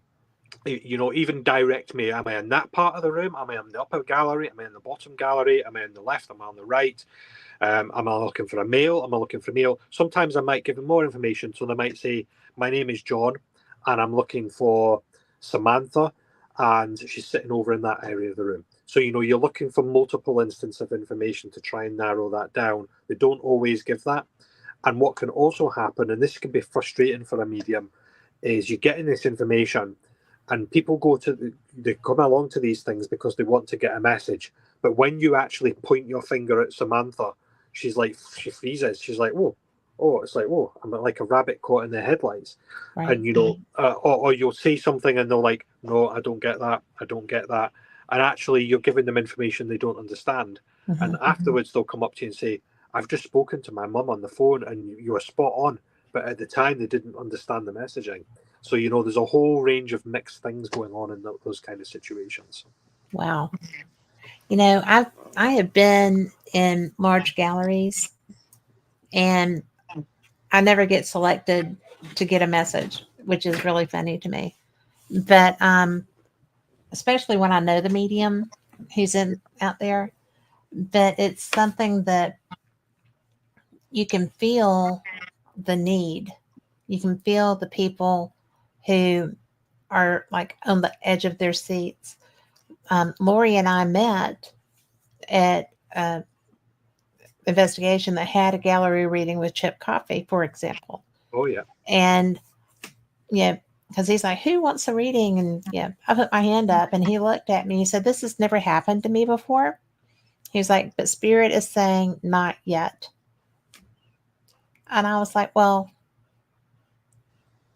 that's not nice, But another girl sitting behind us had lost her fiance, and it had been like a year, and she was still in such pain. And she and I wound up being very good friends. We've traveled um, to a couple of different places together, and haven't in a while because she's way up in Kentucky.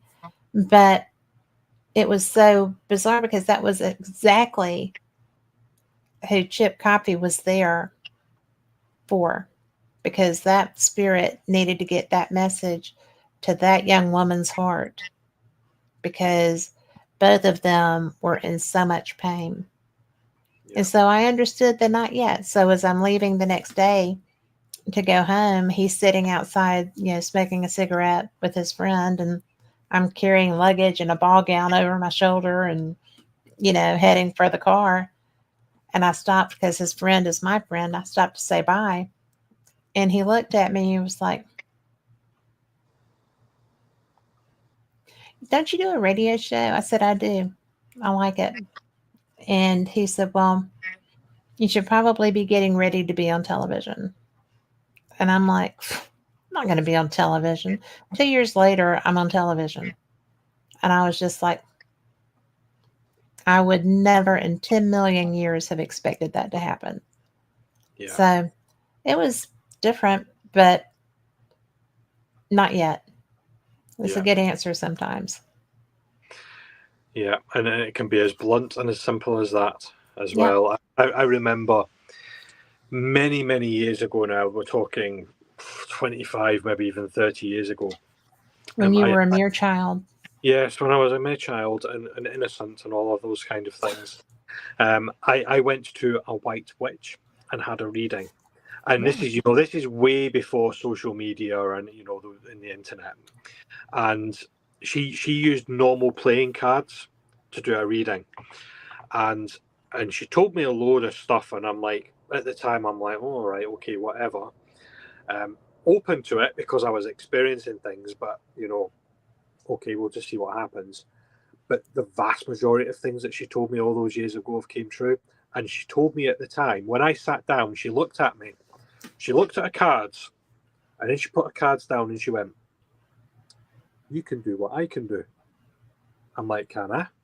And she's like, "Yeah." And she proceeded to tell me all the things that I would do as a medium. She told me that I would investigate the paranormal. She told me that I would be on the internet. Now, the internet was quite new back then, but obviously we're all on the internet now. She told me that I would have 11 houses, and I think I'm in house number 10 now. She also told me that I would have a job one day and I would work with David and Robert. That happened. I met David and Robert, were two close colleagues. Lots of things she told me happened. So, it's the strangest thing, isn't it? And I think, as a medium, you have to be open to those things as well, because people will say things to me. And I'm like, oh, right, okay, that's interesting. I'll take note of that. And I have to be open to it because, why would I not be open to those things? Because you know it's real. Because I know it's real. Exactly. Yeah. The strangest one I had was a tarot reader in New Orleans. And I'd never had a tarot reading because I don't do tarot. Not that I'm slamming it, but, But I wasn't expecting that. So she was like, "Come on, I'll do this." And I was like, "Whatever, I've got a 20, whatever a 20 will do, just, And so she does that. And then she starts going on with a psychic reading. And I was like, "Look, I don't have any more money. I don't have anything else to give you. So don't go past what your $20 value is." And this woman, we never talked, we never traded names, we never did anything. She got a little bit out of shape because she wanted more money. And I'm like, "I don't have it. I have no more cash." So as I'm walking away, because it was mediocre, right? And as I'm walking away, I am almost across Jackson Square from her, which is like where St. Giles Cathedral is, that big open area.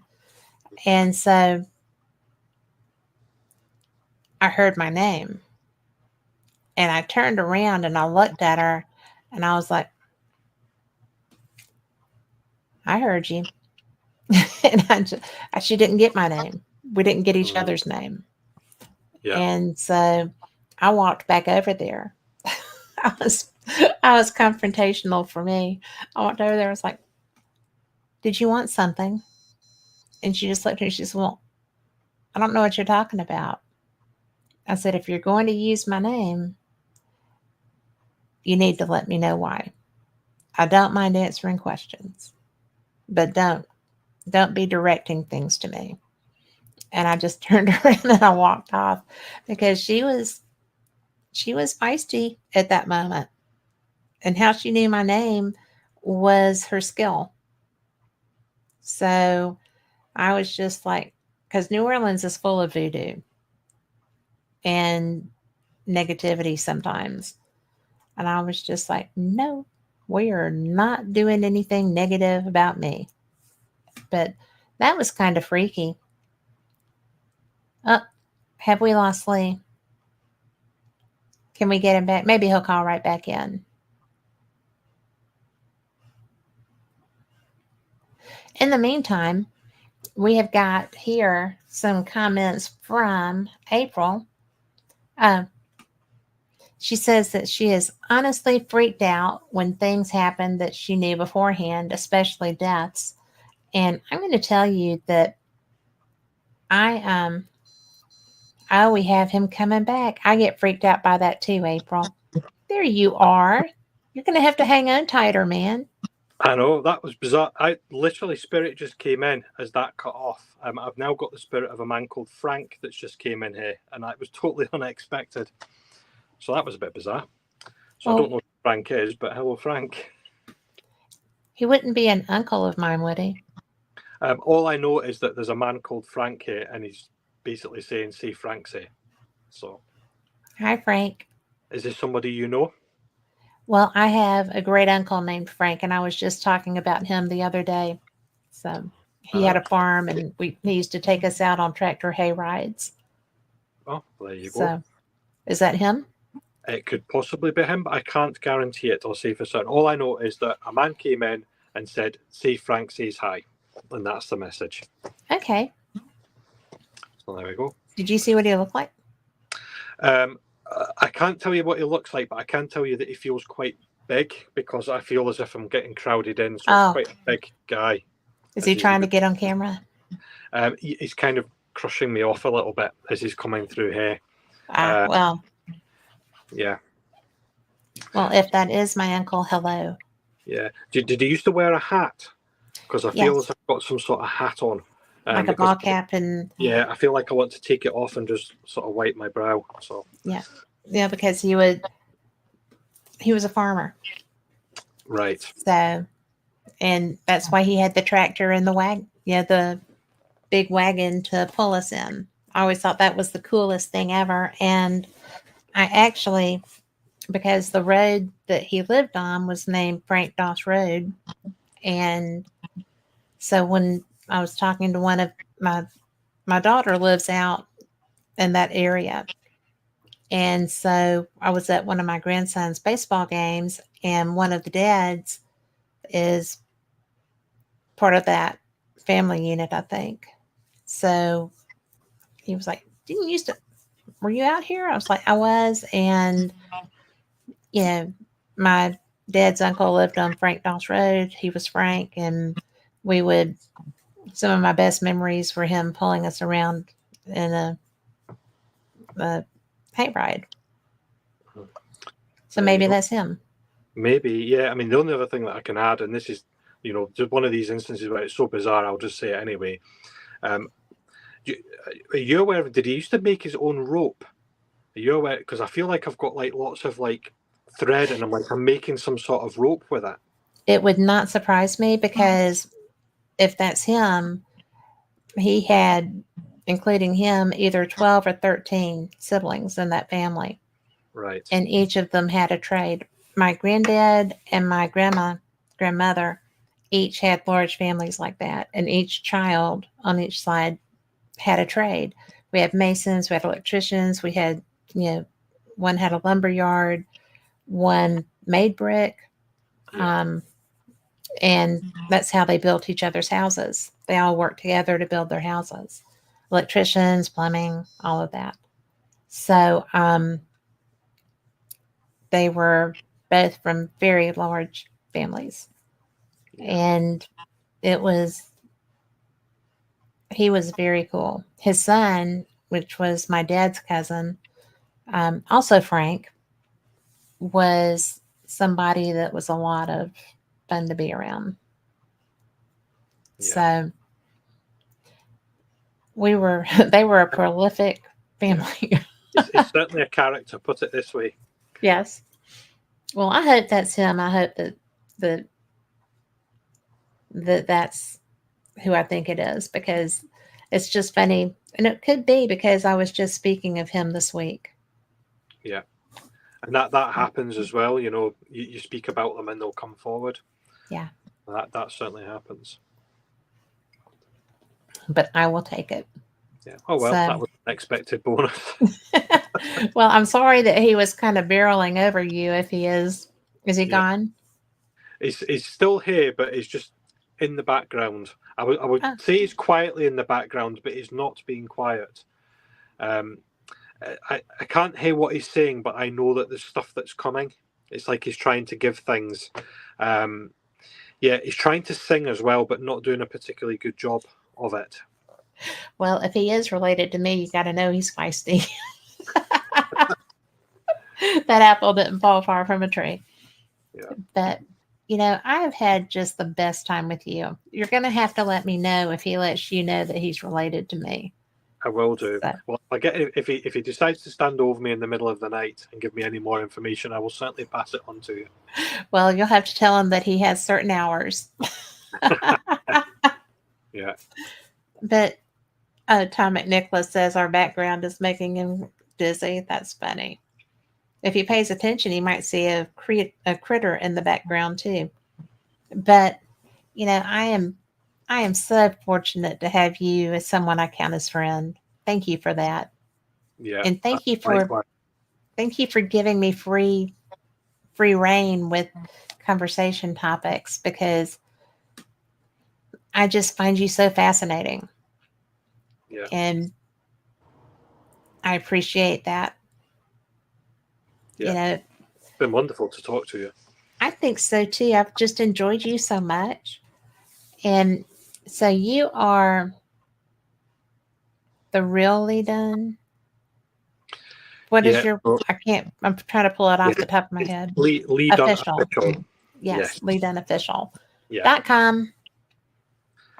And you can find all of his books on Amazon under Mr. Lee Dunn, which I'm so glad that you did that, because it's easy to find, because there was another Lee Dunn that was nothing at all like you with his writing.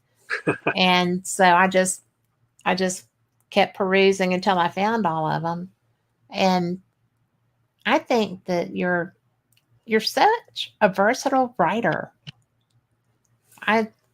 Everybody needs to go get these books. And if you do put together that primer, or whatever you're going to wind up calling it, I definitely want that, but it can't be too much weight that I can't get it home. I can send it in the post. Well, I just I really enjoy you so much. Do you have anything you want to share before we go? It's been, it's there's my light going off again. Spirit's probably Frank. Yeah, probably. Thanks, Frank. It's been wonderful to speak to you. I think we're probably only just scraping the tip of the iceberg on a lot of these conversations. Yes. Yeah, and thanks for those that have asked questions and that have engaged and be patient and watched and listened to me talk as well. It's been wonderful to connect with everyone. Well, we will have to do this again sometime, because we really and truly, with all of your vast experiences, only touched the edge. So just got a toe wet. Yeah. So we'll have to do it. I'm still learning as well, and it's good to learn from other people and hear their experiences too. Well, You're the only person really that I know that I can share something with and say, what do you think? Because my husband just watches it happen and he's kind of like, didn't know that could happen. I'm like, me either. No idea. It's just there. So it's nice to be able to bounce things off of you. And I appreciate you being willing to let me too. Yep, anytime. And I will certainly see you when you're back over in Scotland. And if I'm back in the US at all, then I will let you know. Please do, because I just found out today that I'll See Paranormal is in New Orleans, which is only like a 5-hour drive from me. And if I'd known that they were coming here, I would have gone to meet them. So I told them who to get in touch with down there because they were very taken with Madame LeBeau. So I was like, well, let me tell you who to talk to. So it's just anytime you're here, I just want to know. April said, come to Wisconsin. The weather would not be adverse for you. It's cold there. Oh, is it? Well, it's cold. It's about 3 degrees here at the moment. What is that Fahrenheit? You're testing me now. No idea. It's pretty cold. It's cold. Not quite freezing, but close to it. Yes, well, no thank you. That's why I come in the summer. So, but thank you again for everyone who has listened to us. We so appreciate you. You're the reason we do this, and y'all be blessed. Have a great week, and just look for the good. Likewise, Bye. you too.